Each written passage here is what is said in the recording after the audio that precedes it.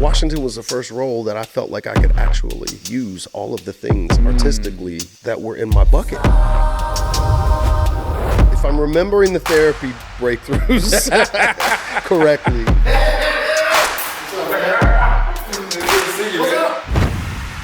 Well, I don't know. I don't want your pushback. I worked mad. The intensity with which I hit that stage every night, I could have fought someone.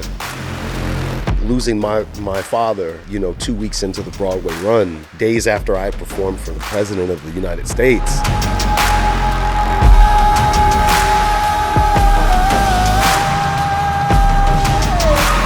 What do you consider was your rock bottom?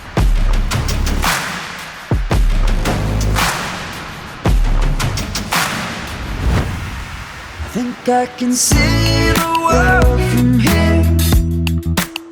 I think I can see the world from this dark bed. I'm gonna make the world appear, and I'm gonna see the blue skies above me, and I'm gonna touch the greenest grass, and I'm gonna feel the wind upon my skin from this air-conditioned flat,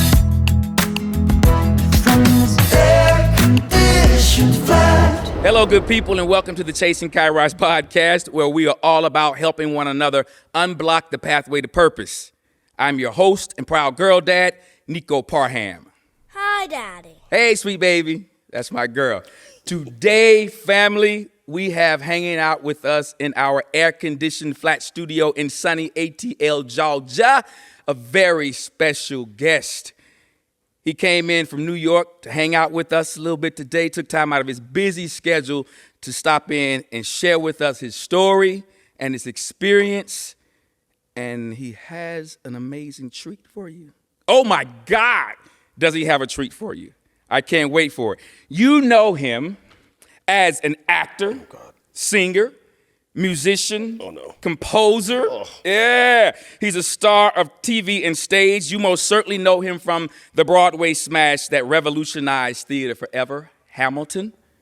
Yep. Yeah, that part right there. That happened. He's a generational talent, y'all. I said that. He's a generational talent.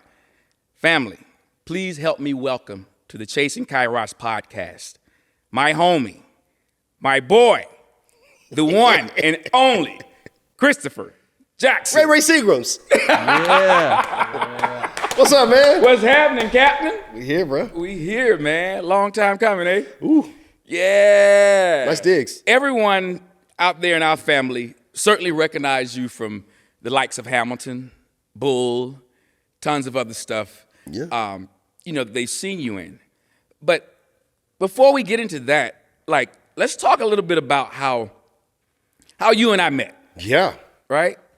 What was? Let's go back in the Back in time machine. Yeah, because I'm not sure if our versions are the same. Okay. Of how we met, right? Right. Because what I remember is walking into an elevator of the dorm building where you lived. Right?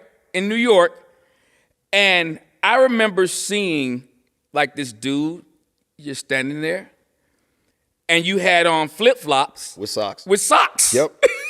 I was probably drinking a 32-ounce cup you had a of cup Kool-Aid. Of Kool-Aid. Yeah. So my version is the version then. Oh. It's the right. Sure.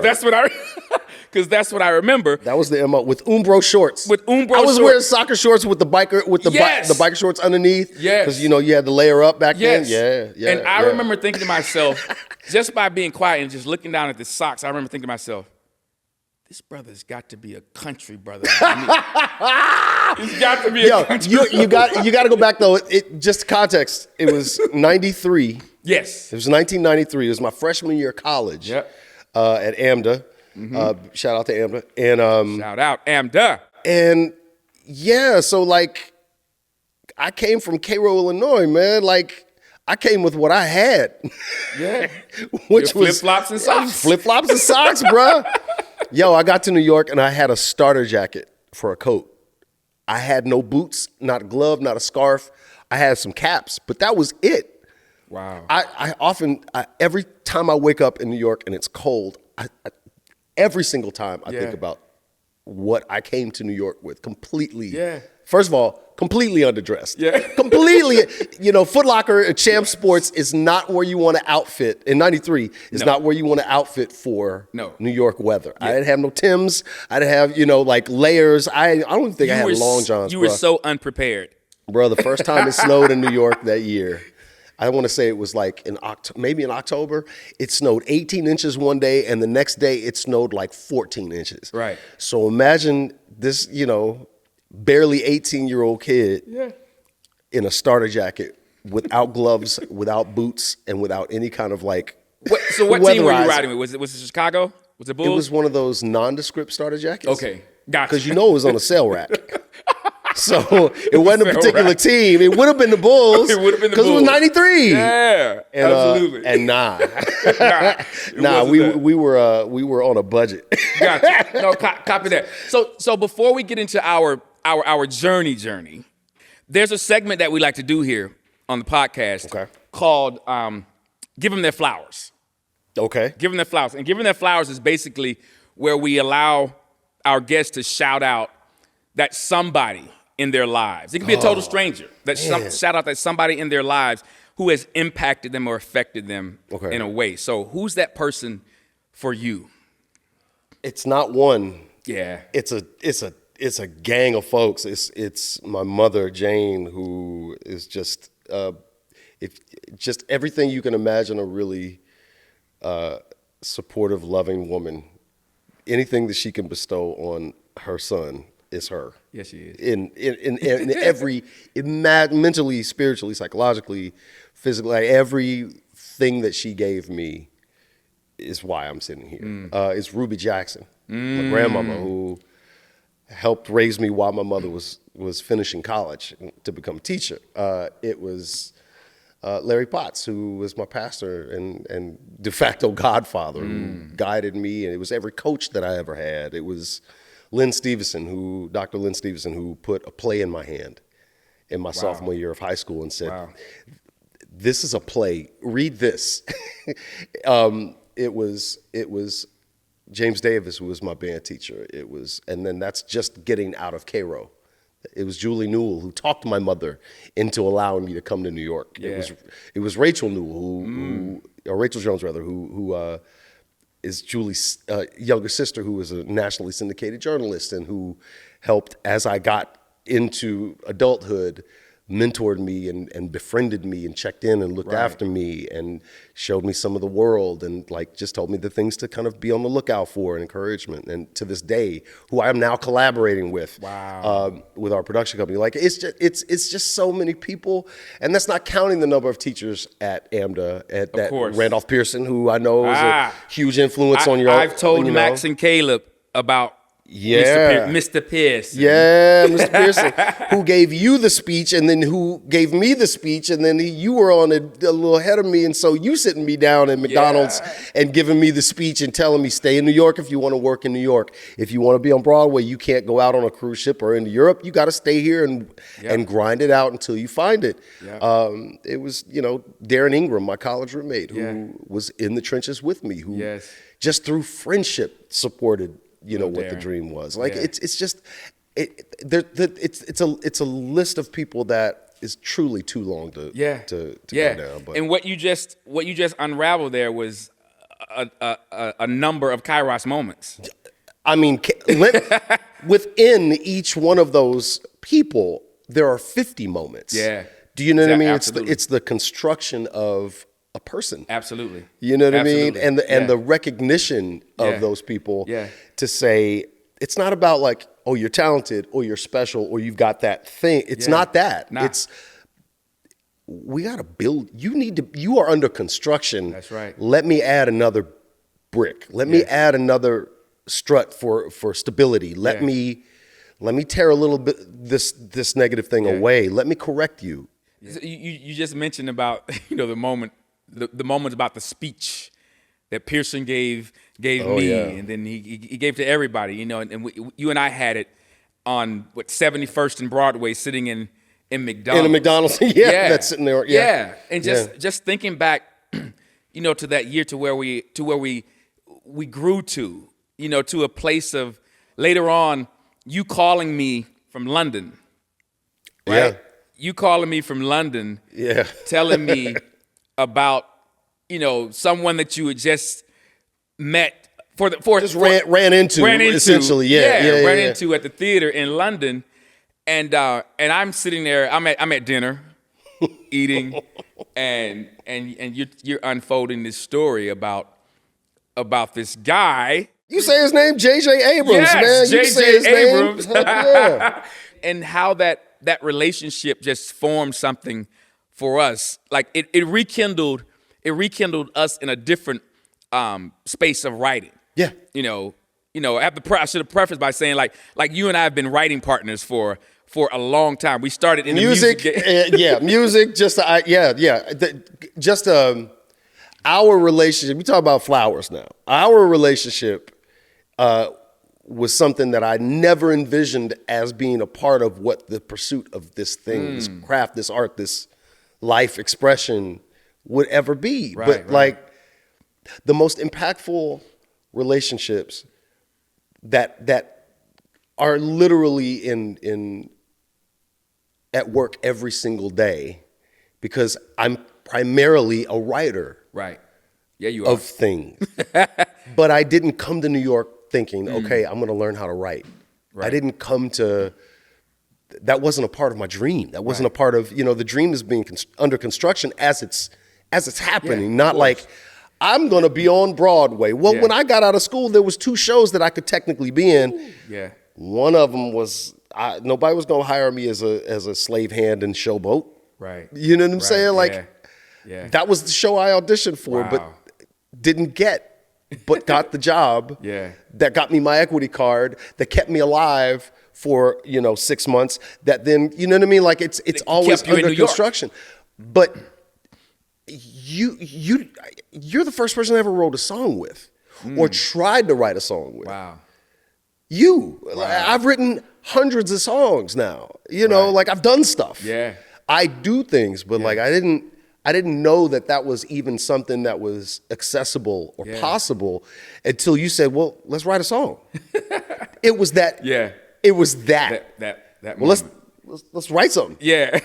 Meet me in the practice room in Amden. Like, it's free. Let's write something. Right. Yeah. And I knew all of 3 chords. Right. We only really need 4 to write a tune. You know what I mean? Like, it's the permission, just to go back to, what you were talking about. We've transitioned from just writing songs. We've written scripts together. We've written feature scripts together. We've written pilot scripts together. We've spent hundreds and hundreds and hundreds of hours pushing one another. I had never written a script until that phone call. I had not put pen to paper truly with any sense of craft or like, okay, now you've read 100 scripts already as an actor. Seamlessly though. Well, I'm like, okay, well, this is how they do it. So can I do it like that? Yeah. And your answer was, do that. Yeah. Do that. Yeah. Heck yeah. No, it was a beautiful process, like watching that. And that's why I call you that. You are a generational talent. Well, I don't know. I don't want your pushback. Ain't no pushback. I don't know how to hear that. You are because I've thought about this a lot, over the years, but certainly more recently, with the things that you're doing now, the things that we've watched you do, and beautifulness that you've accumulated over the years in terms of just growth and skill level and all of that stuff. I'm like, this brother is a generational talent. Like there aren't a lot of people that can do, to the degree that you do it, that can do what you do. You know what I'm saying? No. There are actors who sing, who are musicians, who are composers, all of that stuff. Yeah. I get that. But you do it at a level and with a certain hunger that separates you. You know what I'm saying? And that for me is privileged to be around. Copy Just the that. energy of that. You understand what I'm I saying? received that. I received that, yeah. Now you said I laughed when I saw you in an interview. You said a couple of years back when you were doing Hamilton, you were saying that the cast that you were in, the original cast, like it was you likened it to the 92 Dream Team. Oh yeah. Right? Yeah. The 92 Dream Team, like it's sealed, like this is what it is. There will never be anything better. Right. When I saw it, I was like, wow. That is such, when I saw the show, I was like, yeah, he's right. But does that make you feel at the same time? Do you feel like you've already played your best performance on a Broadway stage because of Hamilton? Happy day, family and friends. You know who you are. If not, here's how you can tell. You're a friend if you casually tune in for the chase. And that's okay. We love that.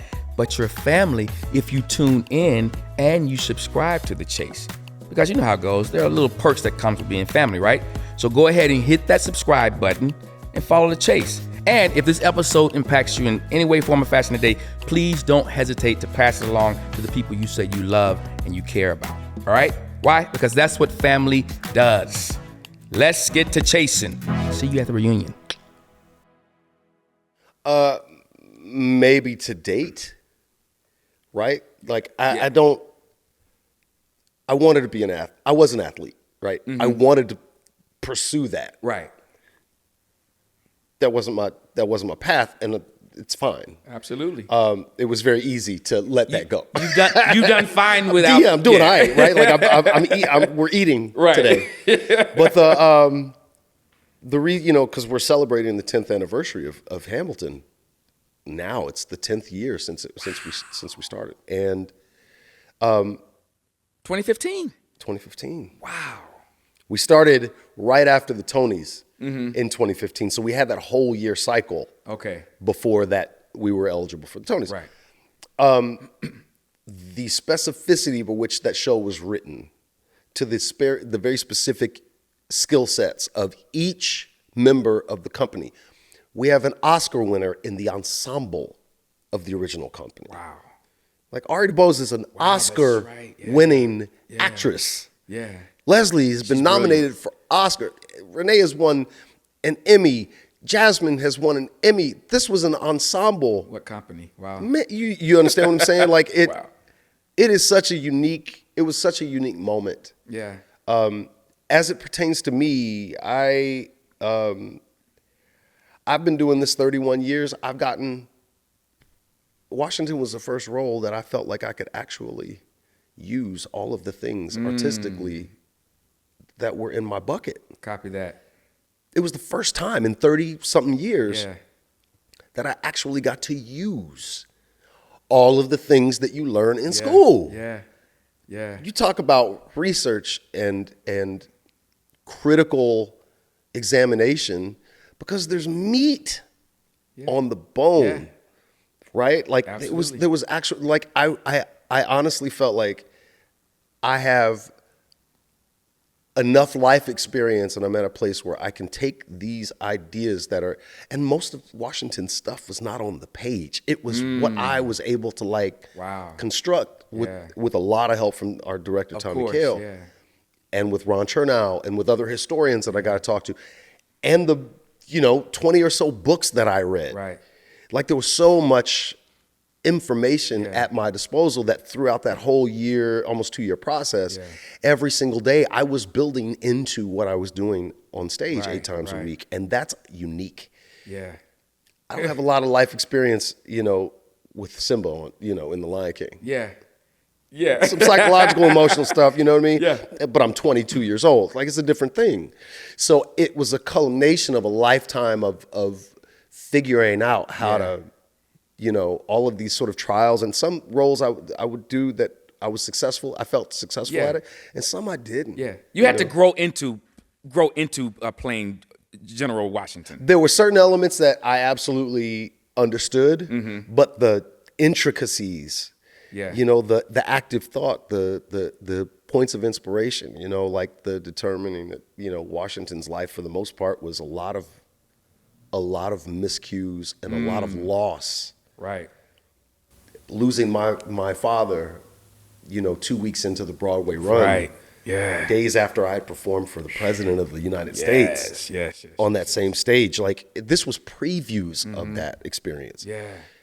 But because I had done the research, knowing that Washington lost his father very young and his older brother, and his best friend, like 3 really like significant male figures left him in that moment.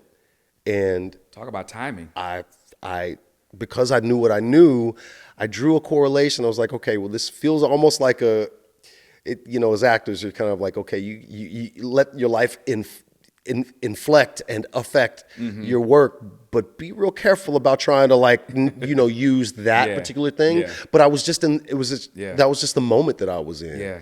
And rather than shy away from it, I decided to go all the way with it.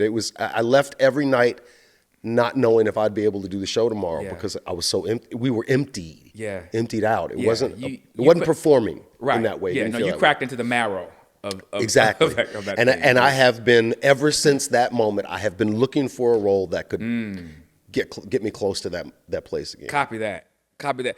So, wow.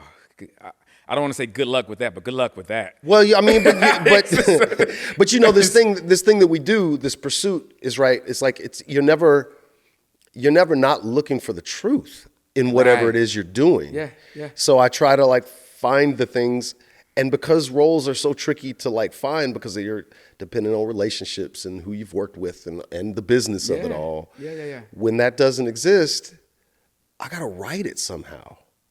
Right? There it is. So you're not. My point is, especially to any other artists that are listening to this conversation, is really about when you look out in the world and you don't see what you're looking for. It is incumbent on you to try to write it. Or create it. It's incumbent upon you to find collaborative. Juice. Yeah. That you can create something that hopefully you can put out in the world because it's so helpful to yourself as an artist and to other people. Yeah, and that's the space we've been trying to fill. There it is. That's what I'm saying. Right now, I'm super excited about all the things that God has given us, man, to do together and to How sustaining it is, right? how sustaining. I mean, we still go talk about kids and Absolutely. whatever our favorite sports team is doing, whatever. But when we get into that creative space. Oh man! And there's just so few people in my life, as many wonderful creative relationships as I have, but you and I we just stay locked in. Yeah. And that's why working with you on projects is always so it's just filling. It's fulfilling, important. but it's so filling, and it's it becomes marrow. Yeah. Through the mundane of life and all this other stuff, man. Absolutely. It's beautiful. It's important to keep that thing going. And as you're talking about it, makes me think about with all the beauty and the great things that we're trying to do and we're doing, right? We've always had it since we've known each other. We've had an attitude of greatness towards what we're doing, right? Just try to do what we're doing in a great way. Absolutely. You know what I mean? You know what I'm saying? Absolutely. And greatness with greatness comes a price, right? Yeah. Comes a price. Yeah. Before we leave the Hamilton of it all, because greatness does come with the price, what did Hamilton cost you? Okay. Damn, okay. What did it cost you? Doing 8 shows a week is hard. I sang 22 songs a show. God almighty. 8 times a week. So it cost me my voice for a while. It took a long time. If it wasn't for COVID, it would have taken me 2 more years to heal up. Wow. Because I was trashed by the time I was done. I left in November of 2016. Okay. Right. And I went straight to shooting Bull.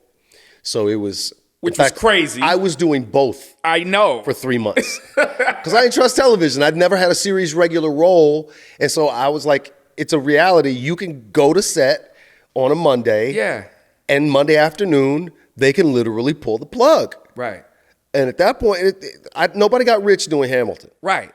Nobody gets rich doing Broadway. Like, right, I get that. But you were literally like filming Bull early in the morning, yeah, and then leaving in the late afternoon to early evening, going straight to the Richard Rodgers theaters. yes, That's crazy. nuts. That's insane. And get home about 1. Get home about 1. Get to bed around 2. Do it all Wake over up again. at 6. Do it all. Oh, over it was again. it was dumb. It was just it's I was just young enough to like Yeah. to do it for a minute, and then I was like, Yeah, this is not gonna work. it's not gonna work. Was that hard for you to make It that? was terrible. Yeah, it was. No, terrible. I mean, was it hard for you to make that decision to leave? It was terrible. show, yeah. The producer says to me, I took the role. I didn't put my notice in, but I took the role, and the producer to me says, "Okay, well, obviously I support you." And then his famous words, "Let's see if you like it." Because he knew. Right. Let's see if you like it. Theater's theater. Right, yeah. TV is like whatever room you happen to be standing in. Yeah. The crew's the crew. Everybody's doing the job and doing it brilliantly. I don't do theater for applause. I do theater because of the communion, because of the connectivity of it all, and the collaborative spirit of being in a theater, the agreement that happens. Yeah. That's what fills me up. It's not applause. Right. It's, can you pull this off? Yeah. And can you affect the air? Yeah. Right? Like, it's that. Yeah. I could go on for hours just about what that means for me. TV is the opposite of that. It is unrewarding. It is unsatisfying when it comes to just like the emotion of the thing. Yeah. And so I didn't like it. I had to learn to like television. I had to learn to like, and what a privilege it is to like be on set long enough to have the luxury of deciding whether or not you like doing something that most people would, give their right arm for, myself included in some instances. You had a new car to drive, Yo. You were used to driving a car. Yeah, but you show up at the soundstage that's, in the middle of, Brooklyn. Yeah. No one's there. You know what I mean? There's 5 cemeteries like right at the end of the block. It was a weird thing. Yeah. It was a weird thing. Yeah. So,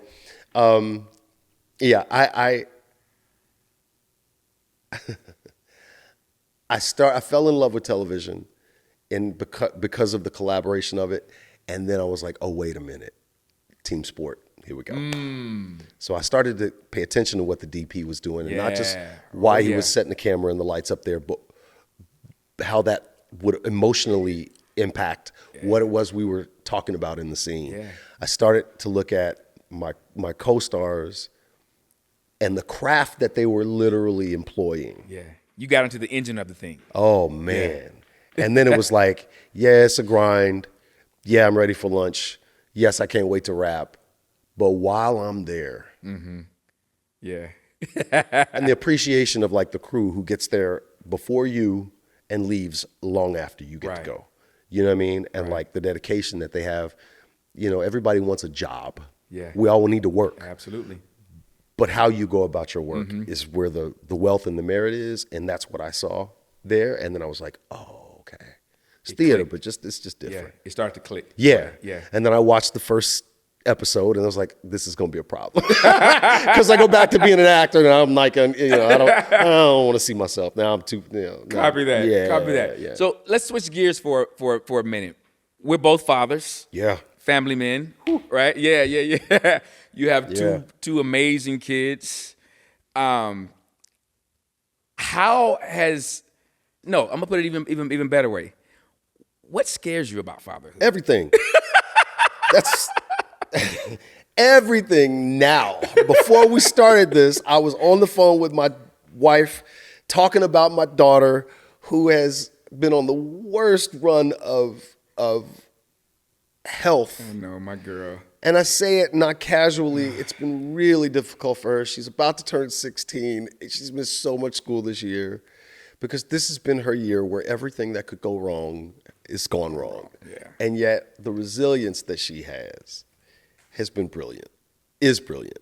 She's back at school today. She's like flirting with like some really good grades in spite of everything that she's dealing with. So it's a constant You know, Of my course. my kids are constantly right here in the, you know.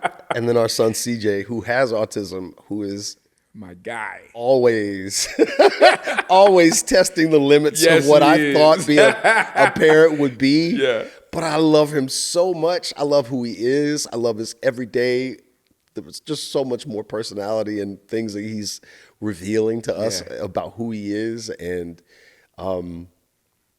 it's been the best and most challenging thing I've ever thought. But I count them as a part of my creative process because I learn so much from them. Yeah. And I learn so much of who I don't want to be. Yeah. And I'm always, because of what I grew up through, it's Yeah. the exact opposite of all of that, of Yeah. all of the things that for so long I had this desire to fix, you know, in reverse. Yeah. You know, if I Yeah. go back, it's as you know, we were talking about, you know, the whole like regressive thing. Go back, fix the things, or at least Yeah. understand the things. Yeah. But we don't usually stay satisfied with that. We want to fix the things. wanna fix We the want to thing. get the Yeah. why this and why me and why then and why how and all of this stuff. Nah, understand it, but like, Yeah. present. Where you going? What are you doing? How are you doing it? How are you affecting it? You know, like if you can raise kids without screwing them up, Amen. then you know what I mean. You Like, can raise them without screwing up. but the magic for me is about turning the key and coming back in the door every day. There it is. That's the Yeah. superpower, right? Like that's my parenting superpower at this Yeah. point is presence. Yeah. And now it's just learning how to be a better presence. Presence, absolutely. And a consistent presence. Yeah. Because you don't have to be locked up in a jail cell. Right. You can be in the house. That's right. And still not be an effective parent. That's right. Absolutely. You know what I mean? Absolutely. And like, my God, it took me too long to learn that. Yeah. But Now, man. Let's camp out there for a second. Like, so how did your relationship with your father impact your way of fathering? I think if I'm remembering the therapy breakthroughs correctly, so my father was challenged in a lot of ways. He had a brilliant personality that is pretty much across the board, co-signed by everybody that ever knew him. But he was broken in a way that made it really difficult for him to pursue and maintain what you and I would consider, or most people would consider, a quote unquote normal life. Or you know. And so he found himself always just on the other side of the law. He always just on the other side of, you know, he didn't harm anybody, but if there was a checkbook laying around, he was going to grab it and he was going to float some checks. And you know that that's a crime that's going to be discovered. You know, it's not like you can. He wasn't, you know, robbing banks. Right. But and he's not here to explain it, but I almost feel like he knew he was always going to get caught, and most times he wanted to be caught. I think that Interesting. I mean, by the nature of the kinds of things that he would end up getting in trouble for, and that would send him back to jail, they're pretty easy to avoid. Yeah. But they're always linked to need for something.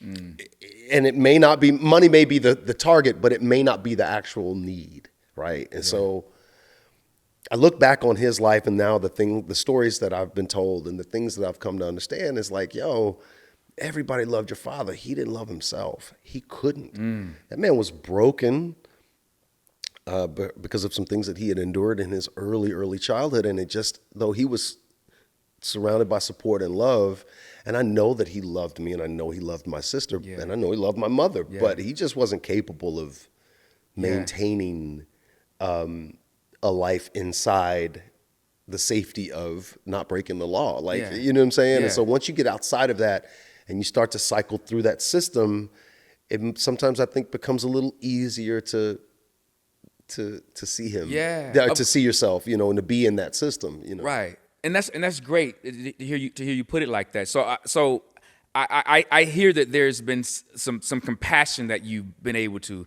have for him over the years. Begrudgingly, yeah. Yeah. But like the older I've gotten, life has just revealed to me, like, okay, well, you can be angry and aggrieved, and rightfully so, but that's extremely limited. You're going to hit the same wall over and over again. Right. And I guess I can't.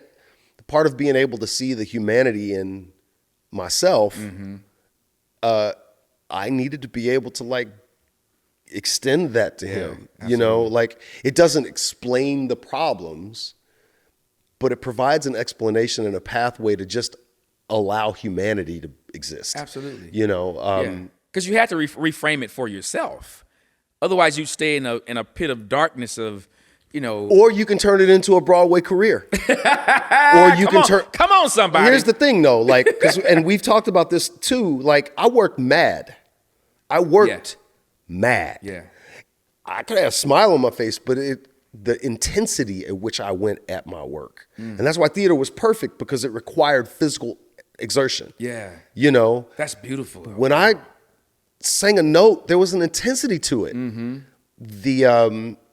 And so through my 20s and most of my 30s, I don't care if I'm making you laugh at a joke. Right. The intensity with which I hit that stage every night, I could have fought anybody.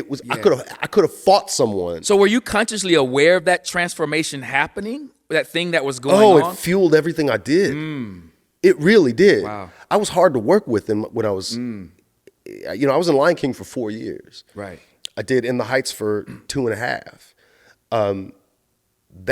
The system of theater, there's a call time, there's a call to places, you're doing the show, there's intermission, like all of the stuff that I did, the intensity of which I could switch on, I just drop right into it, let's go. And that's why theater always kind of took on the idea of sport to me, because it was the same kind of intensity you would hit a basketball court with to play, or taking a bat with, right? Like I carried that intensity with me because it was the more intense, the more focused, the more successful I am at this, the further it removes me from the dysfunction of what I thought was my father. Wow. And I had to break this cycle that was never meant for me, but I was afraid of it. That's right. And it's why I say, like, turn the key, walk through the door. Like, my father was not able to do that. Right. So I can get everything else wrong, but as long as I do that part, Yeah. I'm good. Like, how dare you, laugh on stage and do something behind the scenes that's not going to give this audience the greatest moment of their lives. Like, how dare you? This privilege that you have. Wow. Like, I would hold people to, like, out loud, hold people to that same sort of, like, ethos. Because it could, yes, it's true, it could all end tomorrow. Because everything ends at some point. Absolutely, yeah. And yes, it's important for the audience. But I'm not going to save my 5-year-old self by behaving that way. So Hamilton was the moment where I figured it out, that part out. It's not the intensity necessarily for the sake of intensity. I'm not going to rescue myself. I'm not going to rescue myself. Right. I'm not going to teach my child all the lessons in this one instance that will then save me and them from a life of uncertainty and unhappiness and all. It's not going to happen that way. Yeah.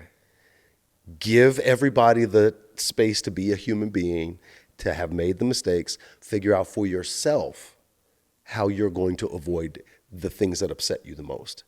So be present, show up, be consistent, be useful, be dependable. Wow. And do it with grace and strength and certainty. Yeah. Your kid is going to get more out of you if you walk in the door and you hug them and you say, how was your day? And you actually listen. When you include them on the things that you can in terms of, like, I'm going to do this gig, come with me, let's go spend a weekend together. Come see how dad does what he does. Yeah. See how other people engage with him. See the mistakes that dad makes. See the way dad corrects them. Spend the time. Right. That's ultimately was was the thing. Yeah. That's the thing. It's love. Love. And when you didn't get it, yeah. it turns into 50 other things that you have to spend all this time unraveling. But like the active choice is like, yo, let's do this together, right? Like you're in a company. Somebody says something upstage that was funny. It was funny. Yeah. It can be funny. It can be funny. You can have a moment like that. You didn't cheat the audience. Right. You didn't break anything. It doesn't have to just be one way. Yeah. The rigidity of the hurt I experienced came out as rigidity and intensity and anger, because I was busy being asked and expected to do certain things at a certain level, but it didn't take working mad to accomplish it. Copy that. Right. Yeah. So that was a moment. It was like, I love that. I love that. I think it's important that our family out there like really gets that and understands like what you're talking about when you say that. Like so if you had to shout out to our family out there, just like the first step to breaking that, to breaking the mold of that and realizing like I do not have to be mad at what happened in my 5-year-old body, right? Yeah. Like, what's the thing you say to our family out there? Like, just take that first step. Well, the first step is, I think, under this sort of construction is like recognize that you're mad, because I didn't see it as that. Like these systems that as actors, as artists, because we do things, like theater provides a really great framework for discipline. Right. But as you're learning discipline, it's not in spite of that. It's like, nah, I mean, what happened to me is messed up. Yeah. It shouldn't have gone down that way. Yeah. But it did. It did. Yeah. But find out where your safety is. Find out where the relationships that you form in spite of those negative feelings and those negative facts don't define the moment. That's right. You know what I'm saying? Like you and I have been through some things, and it was before we ever met. And we've been through a world of things, since then. But I think that the real beauty in friendship and brotherhood is that we recognized those things. We talked about those things, but we also knew we didn't want to go about our lives continuing those things. Right. So you and I can have disagreements, but they're not like friendship ending disagreements. Right. Absolutely. They're like, bro, I ain't talking to you for a minute. Or bro, I'm good till Thursday. Yeah, but bro, we got to talk about this right now because the things we have to do on Thursday ain't gonna get done unless we figure this out. Yeah. And even if we agree to disagree, we're gonna be straight up with one another. Absolutely. And it's always based in love. Most of our relationships are based in love. And in that you get to need one another. You get to depend on one another. You get to let each other down. That's right. You get to big each other up. Yeah. You get to support in new ways. I would say. Even if you're about to fight in the middle of 72nd Street and Broadway, Because sometimes we're gonna fight each other. Sometimes it's a call out. We gotta see somebody else. That's right. Because that's what happens, But right. I think the thing to say is just make room for yourself. That's great. There's always something bigger than how low you feel. There's always something just a little higher. That's so good. That will just create room for you. Because the thing is that we don't have to. The finish line is never right in front of you. Right. It's never right in front of you. It's a road. It's always a road, man. And Tommy Kail was always very fond of saying, we can't control the outcome of anything. When we were going through Hamilton, and it was one day they're talking about putting Harriet Tubman on the dollar bill. Well, that was impacted because of what we were doing on stage. Right. You know what I mean? We were in such a zeitgeist moment where we were a part of every joke and every nighttime thing and every reference. It was just everywhere. And he would always, call us together. He's like, you can't control the outcome. You can't control the conversation. You can only control the effort. So make the effort the thing. Yeah. Right? And we come back and we're singing the same songs and doing the same dances and wearing the same costumes. But the audience is new every single day. And the metaphor of that is it's just so immense. Yeah. But it's like that you can't possibly feel like you're getting to a point where the finish line is right here.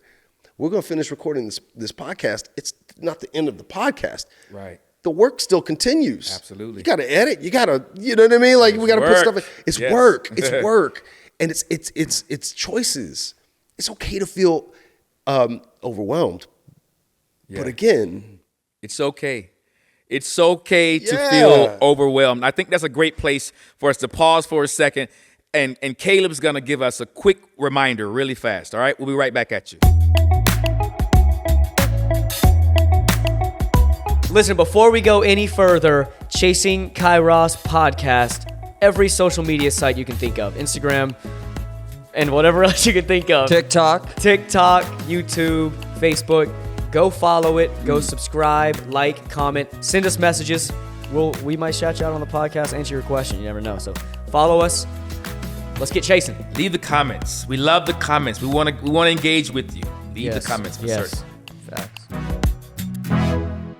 The outside world, they don't think that celebrities go through things, that you live in this wonderful, perfect world with no problems, no issues, no any of that stuff, right?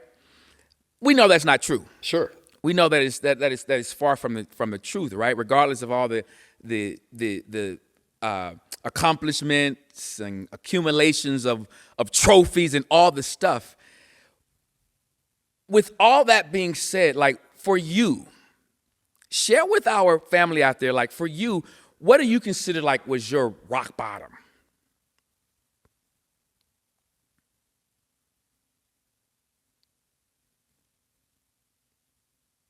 Celebrity. Ha! Any kind of it. Jay-Z said it, didn't he? It is one of those, I was thinking about this just the other day. Anonymity is something that you are absolutely unaware of until you lose it. And as actors, we're pulling against the idea of anonymity. We need to be recognized. We need to go through an airport and know people are checking for you, because if they are, then they're watching the shows. And if they're watching the shows, you get to keep working. And if that show ends because you're popular enough, you get to move on and to do something else. You get another swing. Sure. But when you can't go to the store without thinking that someone might recognize you. And not because it's a negative thing. Like, I've been blessed. I've had countless positive experiences being recognized, or, you know, and like, I like people. So like engaging with people, and that's the theater thing too. Theater like is about being with people. Yeah. So I don't like the whole separate thing. Yeah. Like, it teaches you that. Yeah. I don't like being driven in cars. Like, I don't like that. I like driving myself. You know what I mean? But the vigilance that you got to have when you're with your family, Right. when you have an autistic son who could care less about societal norms, and like, and I could care less about him caring about it. You know what I mean? Like, Absolutely. It makes it really hard. I don't know, just from a personal standpoint, like my rock bottoms are the things, as much as I've been damaged by certain things or felt triumph in certain ways, like the ability to navigate means staying in the middle as best you can. That's the middle ground, is where any of us do better. Yeah. You know what I mean? Like, Yeah, just trying to stay away from the super highs and the super lows, like just like trying to like navigate so that you're in a place where you can accept the things that are happening. You can influence them, and you can guard against, you know what I mean? Like, just staying in an emotionally regulated kind of mindset and physical place is really important. Yeah. Because it's really it's jacked up. You said, you know, Jay-Z said it. You know, Eminem said, like, everybody Dave Chappelle says it. Anybody who's famous wants to be able to take the access that it grants you and extend it to the people that you know and love. Absolutely. And that means I want to be able to make a living. I want to be able to like sustain a living. I want to be able to put the people I collaborate on. I want to put like calling you to help me write this script that J.J. Abrams just agreed to like collaborate with us on and try to make a show. Yeah. You were my first call. You're my oldest friend in New York City. You're one of my best collaborators. I wouldn't have been in that room if it wasn't for Hamilton. We were at a rehearsal in London. I was there singing a national anthem for a football game, and my friends happened to be there working on the show that I just did. So I went, and in 30 seconds of talking to him while this rehearsal's going on, he's like, yeah, I want to do that. Wow. And I come out the room and call you, you know what I'm saying? Like with Sam, our collaborator, like we call you, like, okay, it's time to go. Yeah. That's in the same world as what this celebrity thing is, right? Get it. You just start talking to different people. And I don't want to say it's not about who you know. It is about who you know, but it's not like I was waiting tables and I looked a certain way and someone gave me a card and next time, it's not that. That's Hollywood sort of image building. But like the access that it grants you is fantastic. Yeah. My heart is to do things with my friends. Yeah. And make new friends and do things. And you do that. And that's, I would say that's a thrust of like, when I wake up in the morning, I'm literally thinking, how can I help this friend collaborator, this brother collaborator, this sister collaborator? How can I do that today? Yeah. Because I've seen the uber successful friends that I have, the world changer buddies of mine. Yeah. I'm here because they did that. Yeah. And that kind of stuff happens when no one's looking. If someone's looking, fine. Maybe they then get the impetus to like want to share something and do something that they've got. Yeah. But it's not based around what I can get materially. It's based around what I can share. Yeah. Yeah. Whether that be IP, let's start this podcast. Let me support your podcast. Yeah. Let's rework a script. Absolutely. Let's promote this thing that you're doing. Let's set up this meeting. You know what I mean? That's when people talk to me about business, that's the trade. Yeah. When people talk to me about celebrity is not something that I want to pursue. Yeah. It's something that I feel like I can navigate. Right. And I'm just famous enough to help a lot of people as I have time to. Yeah. But it's not a thing I want. Right. I get it. And I mean, I forget the celebrity of it all until we're out. Dig. Until we're out, when we're anywhere. And I remember we were in New York together some months back, and we're out, and then it's like, oh yeah, my boy, like everybody knows him, because for me it's just us, it's just friendship. You know what I'm saying? But it's the cat in the elevator with the flip flops and the socks. The flip flops and the socks and a cup of great Kool-Aid. And a drawl. A draw, but you do everything you just said. You do it so well. You said you wake up and like that's what you want to be able to do, and you do it so well. I was listening to someone a couple of weeks ago, and they were talking about how they were upset that at a friend of theirs because the friend didn't want them to continue to do the things they were doing, to plug them into everything. And the friend was like, this is like the 10th gig I'm doing because of you. But he was mad about it. And I'm like, wait a minute, what? He was wrestling with the fact that he's not generating the thing himself. Yeah. Okay. And I'm like, I don't care, because so much of what I do now on the level that I do it is because of Christopher Jackson. To use a phrase that Chappelle uses a lot, it's a brittle spirit, right? Like it's brittle. Yeah. Because when you get to a point where, and it could be completely well-intentioned, because everybody wants to be able to like know that they've put something in the world that came from them, but we're not all meant to do that in every season. Yeah. Do you know what I mean? Like Scottie Pippen is in the Hall of Fame. Right. Michael likely wouldn't have been Michael, at least not in the same way, without teams. This is something I always, I love being able to say this because it's true. I have never accomplished anything completely on my own. I've never been able to complete anything Copy that, yes. that wasn't a collaboration with somebody else. Ever. I've written songs. that won Emmys and got nominations, but I didn't just record that song by myself and then put it on TV by myself and edit it by myself or mix it by myself. Right.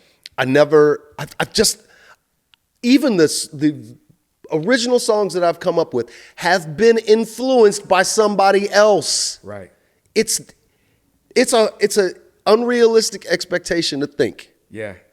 that just because you're motivated, you're in a good position, you have talent, you have ingenuity and ideas, it's impossible to do any of this without somebody else. And so why wouldn't you then revel in the fact that, bro, you've done 10 things with somebody? Right. You got a partnership. That is a partnership. You have a patron, creative patron. You've got somebody looking out for you saying, I know this dude. I know what I can depend on him for. I know what he's good at. I see the things he can't see because none of us can see ourselves fully all the time. Right. You got somebody that can be like, yo, Absolutely. Pick it up. come up off the bench. Let's go. Phone Go. call. You know what I Let's mean? go. Like, Let's go. Yeah. go do that. Yeah. You know what I'm saying? I Yeah. know for a fact that if I call you up tomorrow and I say, okay, I need to shoot, I need a photo shoot, or I have this concept of this thing, whatever it is. Help me do it. I know what the answer is going to be. Done. Oh, it's not just going to be, yeah, okay, that's done. It's going to be, let me think about it. Let me wrap my mind around it. I'll call you tomorrow. I know what that conversation is going to be tomorrow. Okay, what if you did this? And what if you thought about this? And did you think about maybe adding this? And this is really easy to do. We can do this on this budget. Like, that's what you do. Right. Same way with me. You call me with an idea, and I'm like a creative counterpuncher. I'm gonna take in what you say, and I'm gonna try to give you 5 different things that you didn't express in that initial conversation.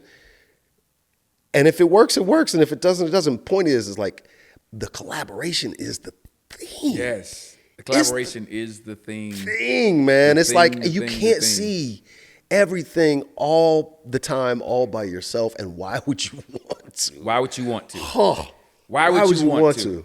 Yeah. Okay. So this thing that I call a utopian evolution of the man I know as Christopher Jackson. This darn new music. Oh man. Oh my God. Talk about it, man. Can we please talk about it? Just what in the world is this EP, man? What is this thing that you're, oh my God. So I have been cooking on doing a record. I last put one out in 2011. You talk about not knowing what you don't know. Almost 15 years.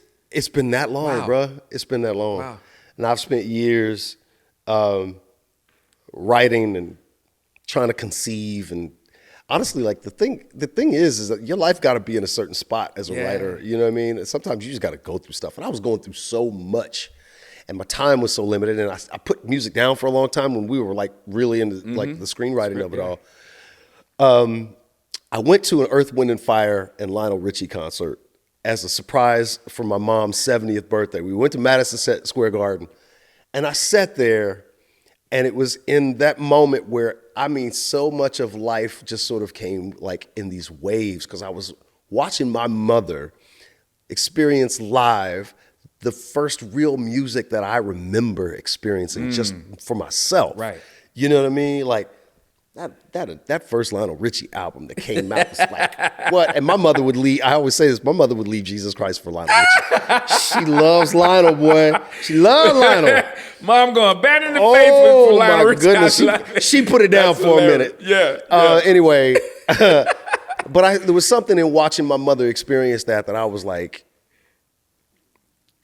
I want to create moments like that for other people. Yeah. And I want to experience what it's like to be in the middle of that. You saw the impact immediately. You saw the impact. Oh, of it. I saw my mother stop being my mother. Yeah. I saw her reliving moments that she wasn't aware of me being there. Yeah. It was like I got to facilitate this thing musically with her, for her rather. And it was like, okay, there's no reason for me not to do this now. Right. And life was kind of in its own way creating space for this, and I started to, you know, I got the blocks of marble out and I started chipping away at it, and it has taken me on a whole lot of. Plus, I've been through some relationships. I've been married for 20 years, man. You know what I mean? You got something to write about. Yeah, I got something to write about. That people can actually relate to. Yeah, I think Absolutely. so. I hope so. I hope that happens, man. But I've written a love letter to my wife and to my daughter and to the world, and I'm talking about some things that I've experienced. And as an artist, that's my job. Yeah. You know what I mean? Like, I've just figured out this little corner of my life in pictures that makes sense in you know what I mean? In bite-sized pictures. So these songs are like snapshots of the things that I've wanted, and they're just sort of, it's been even now, like just listening to the things that we've done, it's just really cool, man. It's really cool. It is truly a brilliant piece of art. Thanks, man. No, it really is. I've had the pleasure of listening to the songs from. Oh, you get the demos, man. You get the rough cuts, way back. Yeah, but I remember what it felt like. It was your birthday. Yeah. It was your birthday, and we were in your studio in New York, and a little rough listening party. Yeah, a little rough listening party, and there's nothing, by the way, nothing better than forcing you to listen to my music for my birthday party. For your birthday this party. This is my gift to the world here. Yeah. No, but it was ridiculous. beautiful. It was beautiful because I got to sit and kind of, as I do, and just kind of watch everybody. Watch you and watch everybody else. And your boy Lin-Manuel Miranda was there. Yeah. Listening and watching Lin's reaction to it. Yeah. There was such joy and reverence and respect in his face as he was listening. Of course, but it was beautiful to sit and just watch what that was. I'm watching you. I'm watching Lynn. I'm watching Sam. I'm watching Felton, who's one of your producing partners on it. Yeah. And I'm just watching everybody, and I'm like, this is one of the great reasons of why this thing is so amazing. You're surrounded by such a group of love. Oh, yeah. A group that pours. You want the first listen to be with your people. And not just your people, but folks that will make sure it's sort of like, it's like letting somebody hold your baby for the first time. Like, you not doing that unless you know they know how to hold a baby. If not, you have to sit in that chair and we'll hand you the baby when we are ready to hand you the baby. Right. You know what I mean? But like, absolutely. It was impromptu, but like, it's just like you work on something for so long. And again, I'm not doing it by myself, but I'm spending a lot of time alone. Oh, yeah. Tinkering, you know what I mean? Like, call it my lab. It's not my studio, it's my lab, because I have to break things and put them back together in new ways. And to be in that space in that moment was really special to me. Yeah, and just speaking of that, like how you do that, you break things and put it back there. What is it? Just give us an example of like what your process is. Like, okay, an idea comes, the embryo of an idea comes, and then what? I wish to God that there was a formula for it, but there's not. The boys will tell you. It's like sometimes you just hear a 3-bar phrase, and it just sits on you. And I was saying earlier, like, I can't. These dudes write some catchy tunes. Yeah, so I was Max and Caleb, man. But I can't. Right back at you. I couldn't listen to their music because I was like, oh, I'll end up writing a version of it, And I had to learn how to do that because Lynn writes such catchy earworm. And I used to fuss at him because he'd come in singing like just some random song and it'd be stuck in my head for like, and then Hamilton. Trying to write music while you're doing a show like Hamilton is almost impossible. Yeah. Because every song is catchy. Yeah. And I'm singing it. So muscle memory, you know what I mean? It's a whole thing. Yeah. The process though is like, it's like Jackson Pollock, like throw some stuff up on the wall. Mm-hmm. I only play in 4 different keys, right? Right. But then you can hit buttons and move it around. You know what I'm saying? So it's like, I go in that space and I'm like, okay, the possibilities are endless. Right.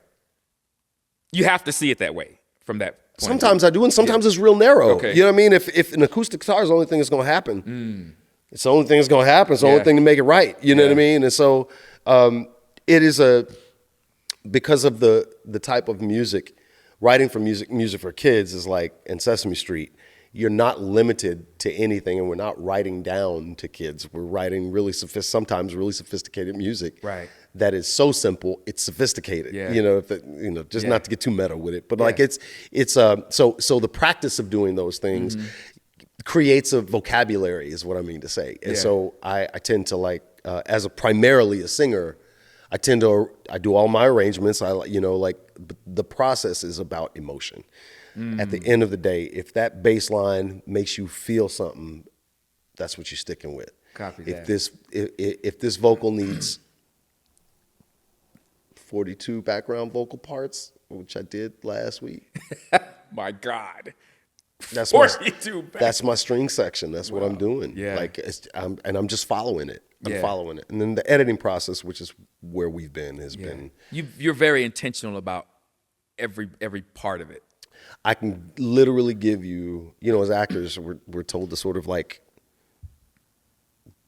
basically diagraph, and one of the things that, I know you do and I took up because Absolutely. you have done it for so long is creating the architecture for how you're moving through, a story. As an actor, every vocal part has a purpose, and every vocal part has a through line.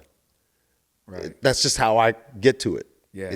I'm not claiming any kind of magical powers. Yeah. That's just how I see it. It's how I get to it. You know what I Yeah. mean? Like, Yeah. And there's a fascination with like how every artist adapts their expression to it. But what I'm doing is I'm not trying to like do the American Idol thing. I'm not trying to out-sing somebody. I'm trying to create a moment that creates room for reflection and experience. And because my Broadway career has been what it's been, like it ain't never been Andrew Lloyd Webber. I'm not doing that. I've never been that singer, which is why I don't do those shows. Yeah. I have always brought this country, blues, gospel, rock, soul, pop aesthetic to everything that comes out of my mouth. That's just who I am as a singer. And at this point, I don't feel the need to try to prove that. Do you know what I mean? Yeah. It's just what happens. Yeah. So the music becomes a menagerie of influence and the things I like, things I like to listen to, Yeah. and things I like to sing, and things I like to share with other people. It's Yeah.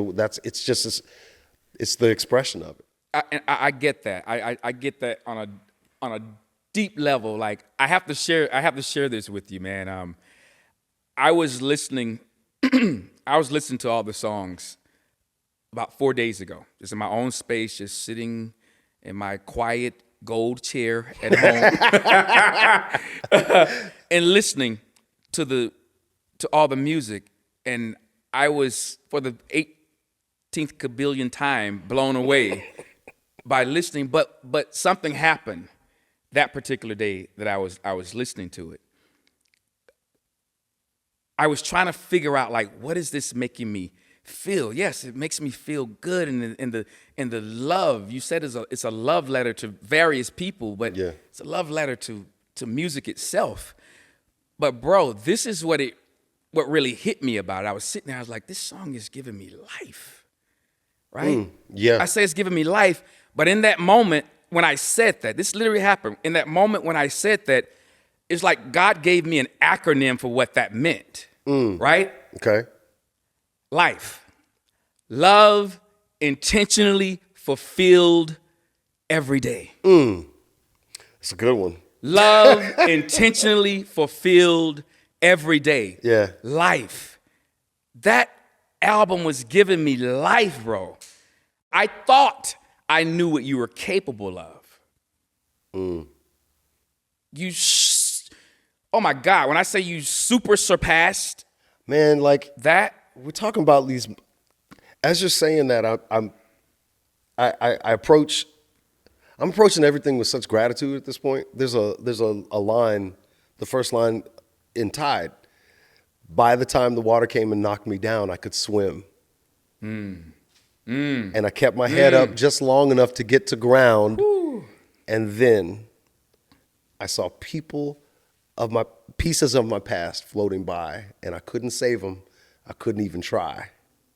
because I know love can't turn back the tide. Like, I wasn't thinking about that at 25. Of course not. I wasn't thinking about that at 18. You know what I mean? But like the transition through seasons is a beautiful thing. Yeah. And I finally feel like, you know, as much as I wished I'd had another a follow-up record or knew how to do that, because I didn't really know how to I didn't feel like I knew how to do that. Yeah. I feel like I know how to do that now. Yeah, you do. For what I'm trying to do. Yeah, you do. Do you know what I'm saying? Because Yeah, I feel like I just feel like I can say something that might help. Yeah. I can say something that might feel. I can say something that might inspire. I'm trying to do that. It's cool. I love all of that. Now, can we actually sneak peek some of these songs? Yeah, man, play it. Hey! It's at first time. It's an exclusive. I told y'all he brought a treat. I told you he brought a treat. Here we go. Yeah.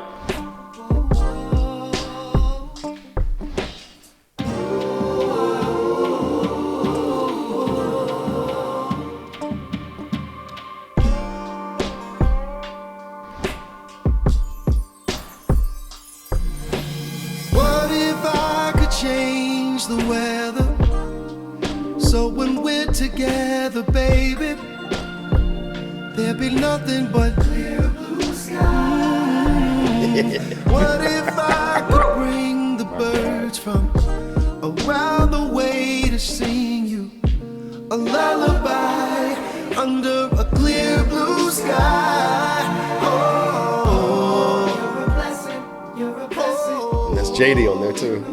Is it really? Yeah. That's Jalen singing with How you. did I miss that? Baby girl. Yeah.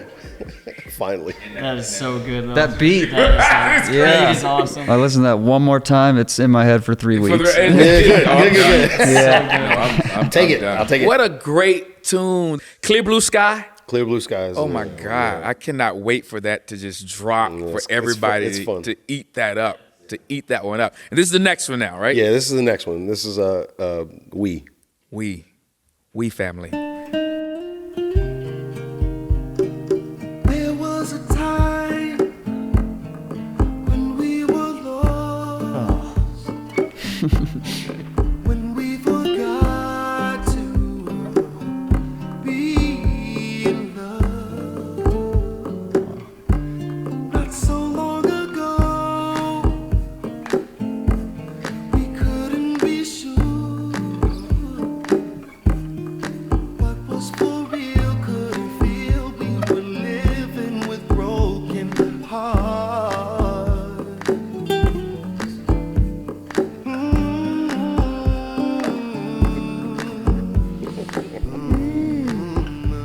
Wow. I mean, that is crazy. Wow. That's unbelievable. It's a good one. Totally different, too. Yeah. Yeah. It's like we're in another world. Yeah. Shout out to Felton, who's such an incredible musician and guitarist. Felton Hoffman out of Chicago. I personally can't wait for all of that beauty in that music to drop for the world to hear, man. It's going to be this summer. Yeah. Because I know you're still finishing. We're we're now we're close to post production. Gotcha. Right now. Yeah. So. Okay. So please tell our family out there, like, what else to expect. Oh from man, you. third season 3 of And Just Like That comes out in May next month. Very Right. excited. Yes. The album, of course, is coming out. Yes. And then we're gonna try to sell some TV shows and some movies. We're going to try to sell some TV shows and some movies. Yeah, we're working hard also on possibly bringing something to the stage this fall.